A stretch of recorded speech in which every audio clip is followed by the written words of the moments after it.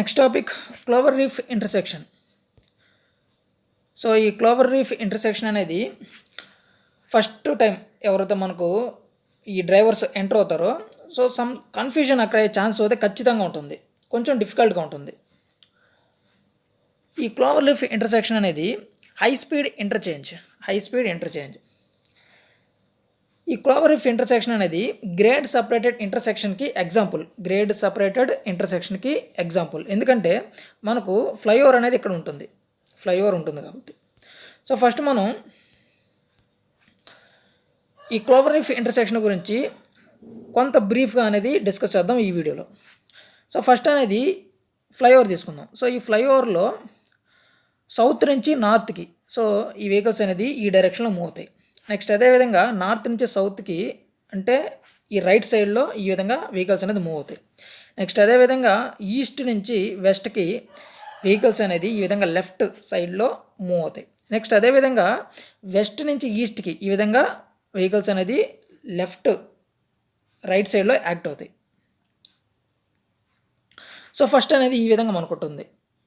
So వీటిని base చేసుకొని ఈ Clover leaf intersection so diverging merging అనేది ఏ విధంగా యాక్ట్ అవుతాయో చూద్దాం. సో ఫస్ట్ మనకు ఈ ఈస్ట్ నుంచి వెస్ట్కి పోయే ఈ రూట్ ఏదైతే ఉంటుందో ఈ రూట్లో మనకు డైవర్జింగ్ ఈ విధంగా తీసుకొని మెర్జింగ్ అనేది మనకు నార్త్ నుంచి సౌత్కి ఏదైతే రోడ్డు ఉంటుందో ఆ రోడ్లో మెర్జ్ అవుతుంది. నెక్స్ట్ అదేవిధంగా సౌత్ నుంచి నార్త్కి పోయే ఈ రోడ్లో ఈ డైవర్జింగ్ అనేది ఈ విధంగా తీసుకొని లెఫ్ట్ సైడ్లో తీసుకొని ఈస్ట్ టు వెస్ట్ ఈ రోడ్లో మెర్జ్ అవుతుంది.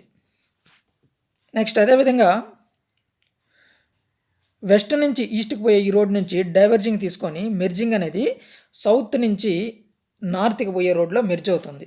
సో మనకు ప్రతి రోడ్డుకి యారో మార్కులు అంటే ఏ సైడ్ వెహికల్స్ అనేది మూవ్ అవుతాయో ప్రతి దానికి మనకి ఈ విధంగా ఇండికేట్ చేస్తున్నాం. సో ప్రతి రోడ్డుకి సో వీటిని ఒకసారి నీట్గా మనకు అబ్జర్వ్ చేస్తే అర్థమైపోతుంది.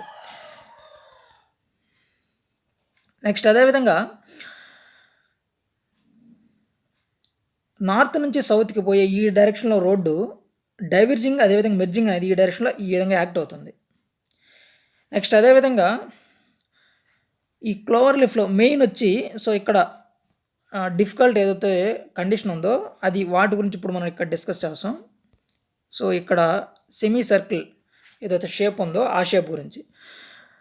సో మనకు ఈ నార్త్ నుంచి సౌత్కి పోయే డైరెక్షన్లో వెహికల్స్ అనేది మనకి ఈ విధంగా వెస్ట్ డైరెక్షన్లో మూవ్ నాటికి సో ఈ విధంగా సెమీ సర్కిల్ డైరెక్షన్లో తీసుకొని సో మనకు ఏదైతే యారో మార్క్ ఉందో సో ఆ యారో మార్క్ ద్వారా అంటే ఈ డైరెక్షన్లో మనకు ఈ వెస్ట్ డైరెక్షన్లోకి మూవ్ అవుతాయి వెహికల్స్. సేమ్ అదేవిధంగా ఈ రోడ్ నుంచి ఈ రోడ్డుకి సో ఈ డైరెక్షన్లో ఒకసారి ఈ యారో మార్క్ సింబల్స్ చూడండి, ఈజీగా అర్థమైపోతాయి.